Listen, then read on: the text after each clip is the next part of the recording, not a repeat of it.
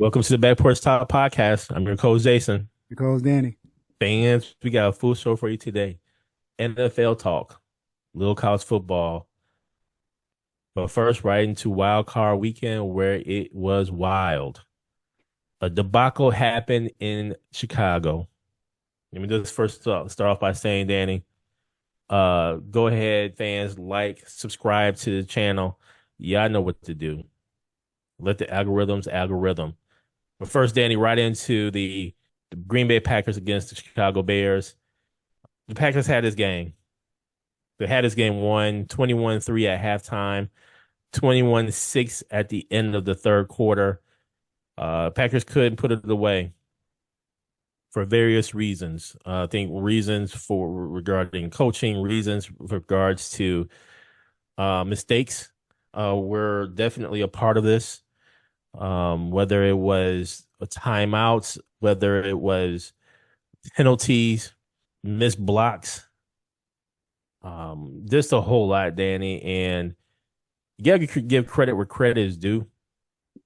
And I can't stand the Bears, but I gotta give credit to the Bears. I hate it when teams consistently win like at the last second, at the last minute, consistently throughout the season.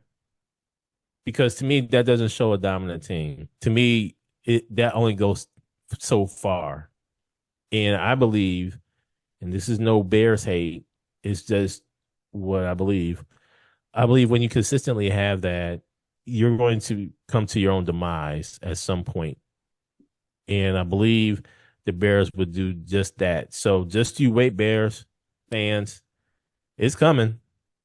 Your demise is coming. I'm just saying, I don't think this is sustainable throughout the playoffs or even in the Super Bowl. To say this, 31-27, the Bears win.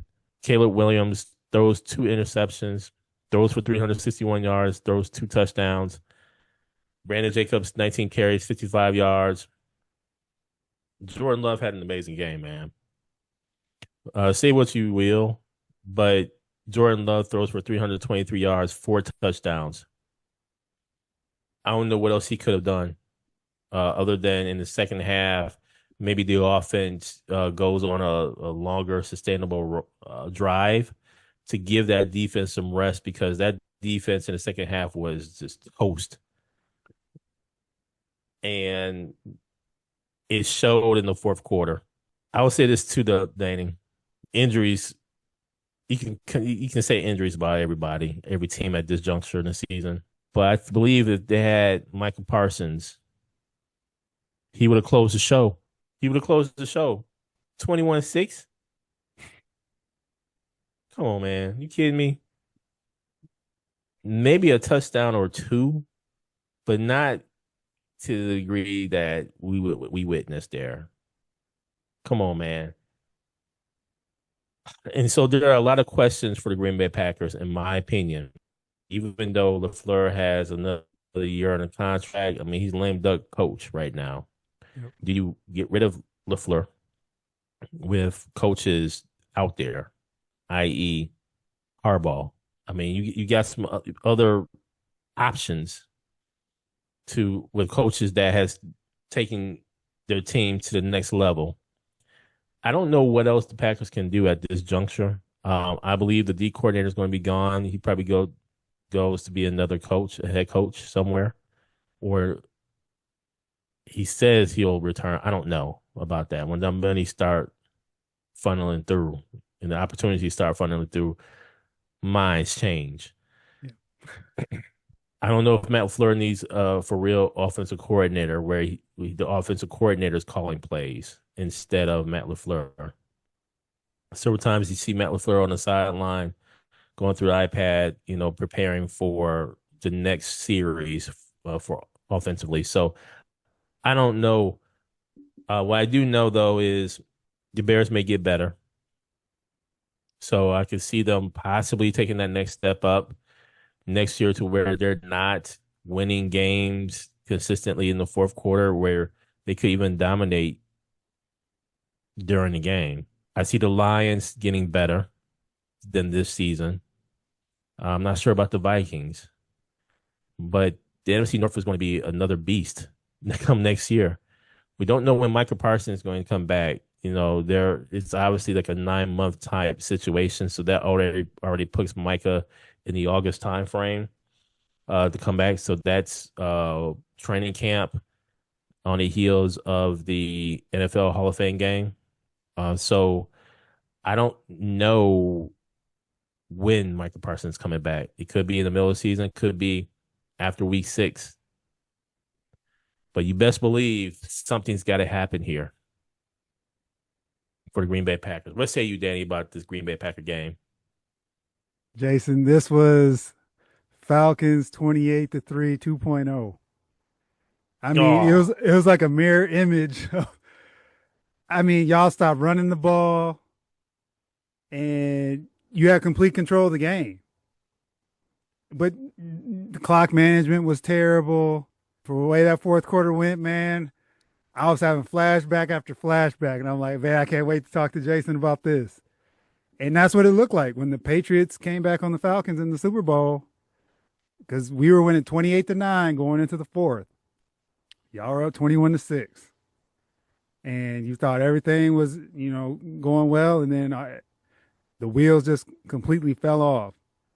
And I look at Caleb Williams had one of those games, man, that he's been doing all year. And I'm curious next year because if you look at the Chiefs from last year compared to this year, the Chiefs won a lot of those games at the last minute. And will the Bears, like you kind of said, take the next step, or will it go like flip flop? Because they haven't really put together a complete game in a while. So that's where this was even more amazing that y'all let this one get away. But it was a great game. I thought y'all had it in the bag, and boy was I wrong after that first half. But McManus, the special teams, him missing those field goals, that extra oh, point, come on, man. That's 4 points right there. That would have put seven the points he missed. that could have put the game away Yep, it was just easily. he hits that field goal before halftime. Oh, I Fourth, forgot about that. 7, yeah. Yeah. yeah. So that's where special teams, man, failed you, and just the execution too at the end of the game. Which y'all had the ball and y'all were driving. Y'all come out of a timeout and y'all get a delay of game. So it was just like who was it on? And it's hard to say. You don't know if it's like Jordan Love or LaFleur as far as with the plays, is it coming in fast enough, stuff like that.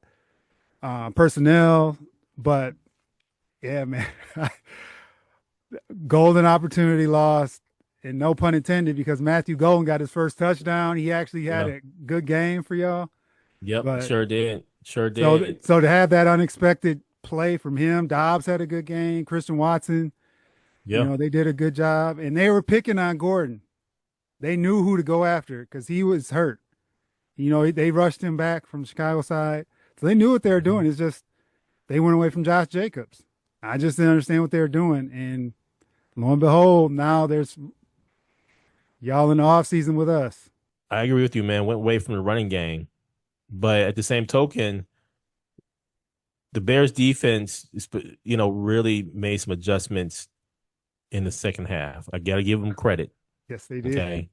You gotta give them credit where credit due.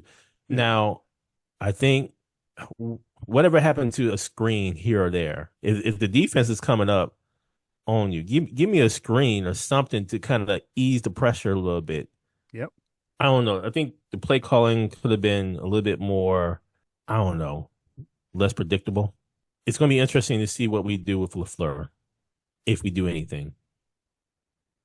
Today's Monday. I'm surprised we haven't heard anything, unless I just missed it. Maybe there's some talks being had behind the scenes. Yeah, that's probably what's going on, Jason. If anything, uh, he just Yeah, can't win he just hasn't had good luck in the playoffs. I think we're the 7th seed for the 3rd year in a row. So something got to change, man. We can't continue to be the 7th seed. Yep. So I don't know, but moving forward, Danny, there's a few other games, wild card games here. One, Rams against the Panthers. That was the other Saturday game where the Rams actually won 34-31 at the Panthers. I had no doubt the Rams were going to win this game, Danny. Now, it was closer than I thought it was going to be. So give the Panthers some credit here. Hmm. But I thought the Rams were going to win. Matthew Stafford throws for 304 yards, 3 touchdowns. I just, thought, Danny, that, I mean, Rams were going to do the Rams things, man. Bryce Young throws 264 yards, 1 touchdown, 1 interception. I think by them going into playoffs, I think you have to watch out for them in NFC South next year, Dan. I think this is one of those things that garners the team confidence. Hmm. Just as we say that, you still have your Falcons looking for a head coach, and whatever regime that head coach brings in is going to garner some excitement. So I'm wondering what's going to happen here with your Atlanta Falcons. Devontae Adams, 5 catches, 72 yards. Who could 10 receptions, 111 yards, a touchdown? Could have had 2 touchdowns. I saw him drop a wide open pass. He was distraught after Hmm. that, man. We'll see, Danny. This the Rams advance. Chicago Bears against the Rams. That's going to be a good game. I'm going with the Rams on that one. Going to be interesting. Bills against Jaguars, 27-24, won by the Bills. Jaguars, they have a squad, man. You gotta watch out for the Jaguars in the AFC South. Bills, they they win. Allen, 273 yards, a touchdown. A lot of carries here. Tush push helped them tremendously with the last second touchdown. But man, a fun game there. Real quickly, Danny, 49ers against the Eagles, 23-19. 49ers beat the defending champs. The champs are no longer the champs. And 49ers win despite injury to George Kittle's, who has torn his Achilles, going to be out, obviously, for the rest of this playoff run and potentially out for, all the next season. So giving him well wishes on a speedy recovery. Something that has been off with the Eagles throughout the whole season, Danny, offensively. I think there's going to be some wholesale changes on that front, Hmm. especially when it comes to O coordinator. And I think Brown may be gone too, man, with the antics and the back and forth with the coach on the sideline during this playoff run. But we'll see. And the last game, Chargers, Patriots, 16-3. Patriots win. I didn't even watch this game, Danny. I'm gonna be real. I had a feeling Patriots were gonna win anyway. Chargers, there's just something missing with the Chargers, man. It's only so many times you could be this good. You have a winning record. You're 11-6. You have a winning record, and you just go into the playoffs, and you basically get bounced in the first round, the wild card weekend. It all too much of a familiar story with the Chargers, and I'm wondering if Jim Harbaugh. I'm just wondering how much longer he has there. Same Hmm. story, different year. What say you, Danny, about wild card weekend? So Jason, Rams, Panthers, really quick. Jalen Coker from the Panthers had a nice game, 130 yards. McMillan had a good game. And if you look at it, man, the Panthers, as bad as their first half was, to come back in the way they did, because they had a punt that hit hit the returner in his face mask, and he fumbled, and it was just a comedy of errors in that first half, and they came back. That's the one thing with the Rams heading to Chicago. The one thing that scares me about the Rams is, man, they haven't been playing consistent ball over the last few weeks. I know they got Devontae Adams back, and they're trying to get him back into the fold. But one thing of note for this game coming up, Jason, with the Chicago Bears and the Rams, it's going to be 2 degrees right now, prediction of the weather. So it's going to be cold. So Devontae Adams is used to it, but he ain't played in that Oh. weather in a minute versus Chicago. So if there's any advantage for Chicago, is it's the weather because they just went through and it was cold and windy Saturday night against the Packers. Bills, Jaguars, man, didn't run the ball enough. ETN and Tootin were running well, and they just didn't give him the ball enough. And Trevor Lawrence throws that pick at the end. One thing, man, a gripe, and I hope in the offseason they address this. The play before the touchdown, the winning touchdown with Josh Allen on the tush push, where well they just pretty much let him run in so they can get some clock. But the Hmm. play before that was a 4th down and 1, and they pretty much carried him Yep. like 9 yards. Hmm. So it's not just the Bills, but come on, man. If you can't do it, it should be the run. You cannot have someone push you or carry you like that. Danny, I saw a lot of that this weekend. I mean, it wasn't necessary. It didn't have to be the quarterback. It could have been a receiver getting the ball close to the end zone and they're them falling, but then the lineman Yes. pushes them over on top of them Yep. Or themselves. running So back too. Same yeah, thing. yep. I'm just calling that one out because that was a big play in that Jaguars game. I thought they would have got the first down, but they just let him go, and they just pretty much the offensive lineman pretty much brought him to the 1 yard line. So that was a big play, and great year by Jacksonville. That was a tough loss at home. They had their opportunities and blew it. Eagles 49ers. Eagles, oh, man, that was rough. I don't know, man. They definitely need a new offensive coordinator, but I'm curious what they do, how they handle AJ Brown. Do they deal him? Because those are some big drops for They're gonna him. deal them. But the problem is with him, he draws so much attention. But in that moment, he doesn't make those plays, and like you said, with the off on the sidelines, and but the Eagles, they have no flow. They had no flow all year, and I was just curious why Jalen Hurts didn't run more. That was a game they should have won. There was no excuse for them to lose, Hmm. Hmm. and we'll see what they do. And then last night I did watch the Patriots and Chargers, and the Chargers are actually in this game all the way into the end. They just couldn't score. Their Hmm. defense was playing well. Drake May had a couple interceptions, fumble, but Justin Herbert and those guys couldn't do anything with it. So Patriots move on, and then Jason tonight we have the Texans and Steelers. That's gonna be a bloodbath. That's gonna be a bloodbath, and this potentially could be Aaron Rodgers' last game. We'll see, Jay. Yeah. This weekend's been already crazy with people going on the road and unexpected things happening. So you never Yeah. know because it is the playoffs. But the Texans, they're coming in with that strong defense. So we'll see what they do. And now, Danny, on to a little college football, and where a lot has happened in the college football world, man. And these college playoffs have been very interesting. The IU advances to the championship game, and who saw this coming? In this age of NIL and billionaires giving money to schools to shore up a program and everything. I mean, everybody's doing it now, Danny. Hmm. Let's just be real. All the billionaires are doing it. And this is no exception with Mark Cuban giving money and everything. It's good to see the IU fan base though to really get a push. I think all teams deserve some form of a exciting time, and here we are with IU advancing to the championship game, demolishing Oregon 56-22.